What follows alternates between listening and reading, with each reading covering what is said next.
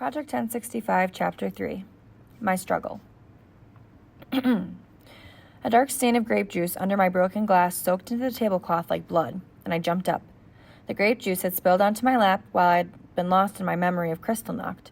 Now it stained my Hitler Youth uniform. "Oh, dear," Ma said, standing up. "Is there some place where Michael can get cleaned up?" Servants were already descending on the table to mop up the spill. The lady of the house, a woman in a burgundy dress with a white pearl necklace and earrings, stood and gestured to one of the servants.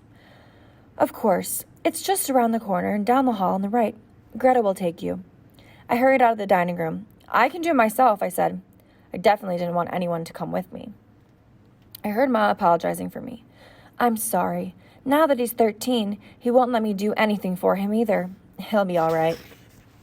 I ran down the hall toward the bathroom and then, with a quick look over my shoulder to make sure no one had followed me, I snuck up the stairs instead.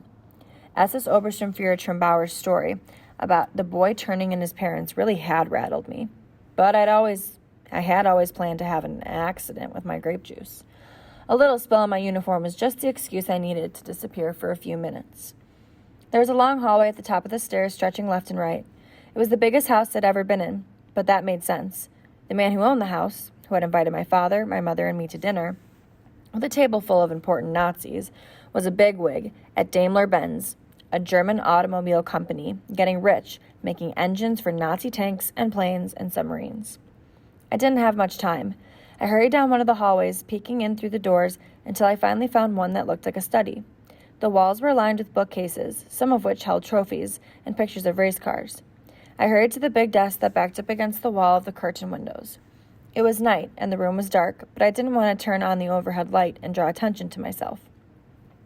I clicked on the green glass desk lamp instead, recoiling in fear that even that amount of light was too much. But I had to be able to find what I was looking for. People didn't just hand you their secrets. You had to go hunting for them. I started with the papers on my desk. Internal company memos, official purchase orders from the German government, personal correspondence. All probably very interesting, but not what I wanted. I rifled through desk drawers. There was a sound in the hall, like floorboards creaking under the weight of a person, and I froze. I reached out to the light, my hand hovering over the chain, but there wasn't another sound. I left the light on and scanned the desk, trying to think of where it would be hidden. Not in plain sight. Not in an official letter. There was this little toy car sitting on a leather-bound book, and I picked up the car to examine it. I poked at it, peered inside it, pulled at the wheels, but it was just a toy car. I set it aside and picked up the book.